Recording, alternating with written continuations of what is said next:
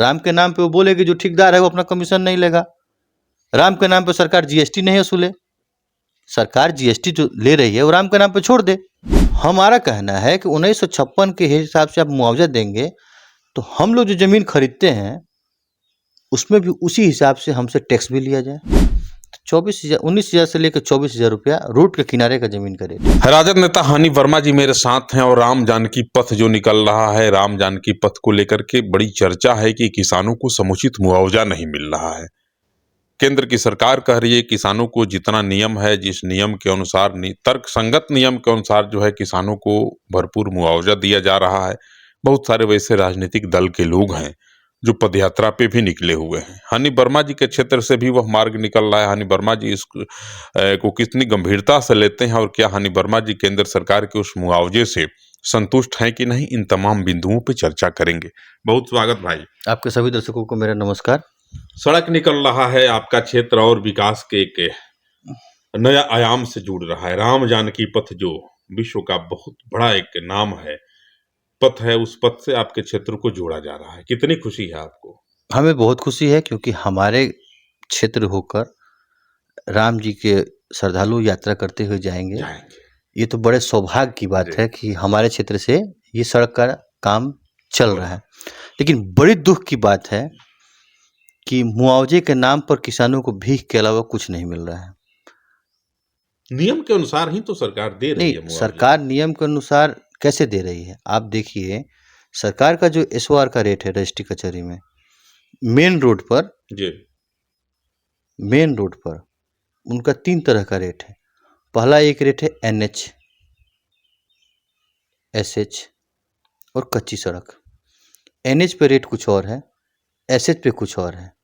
तो जो एसएच पे रोड है, एसएच पे जमीन है, मार्केट वैल्यू 10 लाख रुपए कट्ठा है, नहीं है, कहीं कहीं तो नहीं है, जैसे सिसई में नहीं है। अफराद में 30 लाख के आसपास रेट है, कनपुरा में 70-80 लाख रुपया अभी खाल में ही जमीन बिकी है जी। और सरकार की तरफ से 1,35,000 रुपया मुआवजा दिया जा रहा है। मुआवजा नहीं, रेट दिया जा रहा है उसमें। मतलब रेट मतलब चरगुना करने के बाद दिया जा रहा है जी। उनका कहना है कि हमारे यहाँ एसओआर में इसका 1 डिसमिल का रेट 12,000 है, 1956 के अनुसार हम उस हिसाब से देंगे जी। तो हमारा कहना है कि 1956 के हिसाब से आप मुआवजा देंगे तो हम लोग जो जमीन खरीदते हैं उसमें भी उसी हिसाब से हमसे टैक्स भी लिया जाए। तो टैक्स आप लेते हैं आज के रेट के हिसाब से, वही ना वैल्यूशन हमारा हुआ। लेकिन आप कह रहे हैं हम एसओआर से जो रेट होगा उससे देंगे। एनएच के रेट, एनएच पे नहीं है, ये एसएच पर है, तो एसएच का मुआवजा देंगे। तो 19,000 से लेकर 24,000 रुपया रोड के किनारे का जमीन का रेट है। भाकपा माले के लोग पदयात्रा भी कर रहे हैं, कई माननीय उसमें पदयात्रा में शामिल हैं। हाँ, माननीय विधायक जी यात्रा में है, हमारे क्षेत्र में वही पदयात्रा कर रहे हैं और पार्टी के प्रोटोकॉल के हिसाब से, चूंकि वो एक पार्टी विशेष का धरना है या पदयात्रा है, उसमें हम लोग नहीं जा पा रहे हैं। तो हम लोगों के लोग तो उसमें गए हुए हैं और हम ही लोग क्यों, एनडीए समर्थित जो लोग हैं उनकी भी जमीनें हैं, वो भी उस पदयात्रा में है। कई लोगों का कहना है किसान उस पदयात्रा में भाग ही नहीं ले रहे हैं। बिल्कुल ले रहे हैं। नहीं, माले के लोग कहाँ से हैं, वो सब किसान हैं।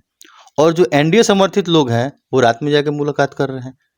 जैसे कल या परसों रात में आंग्या में रुके हुए थे, मुफोरा में, वहाँ सारे एनडीए समर्थित लोग गए हुए थे किसान, कि हम लोग पार्टी के नाम से बधे हैं, बहुत बढ़िया काम हो रहा है। तो किसानों को तो उचित मुआवजा मिलना चाहिए। सरकार अगर मुआवजा उतना ही पे अडिग है, सरकार कह रही है कि नहीं ठीक है जो दिया जा रहा है, फिर अगली रणनीति क्या होगी आप लोगों की? तो फिर हम लोग धरना देंगे। बहुत सारे लोग हाई कोर्ट भी जा चुके हैं। लड़ाई चलेगी जब तक। देखिए, हम लोग भीख थोड़ी मांग रहे हैं, हम मुआवजा मांग रहे हैं। राम के नाम पे कर देते एक बार। तो राम के नाम पे फ्री में मांगे ना, हम लोग नहीं दे तो अब तो दे देंगे। राम के नाम पे वो बोले कि जो ठेकेदार है वो अपना कमीशन नहीं लेगा। राम के नाम पे सरकार जीएसटी नहीं वसूले। सरकार जीएसटी जो ले रही है वो राम के नाम पे छोड़ देते। कफन पे तो छोड़ ही नहीं रही है, आप राम के नाम पे कैसे कर रहे हैं, छोड़ देंगे। अगरबत्ती पे भी ले रही है, तो कहाँ सरकार राम के नाम पे छोड़ दे रही है? हम जो राम नाम सत्य बोलते हैं उसमें जो सामग्री लग रही है उस पर भी सरकार जीएसटी ले रही है, वहाँ भी जीएसटी। तब ये माता सरस्वती के नाम पे पढ़ाई लिखाई के चीज़ों पर, शिक्षा किताबों पर जब जीएसटी ले रही हैं तो राम के नाम पे कैसे छोड़ देंगे? ये राम नाम जपेंगे और गरीब दलित शोषित को टैक्स लगाकर उनको और कमज़ोर करेंगे।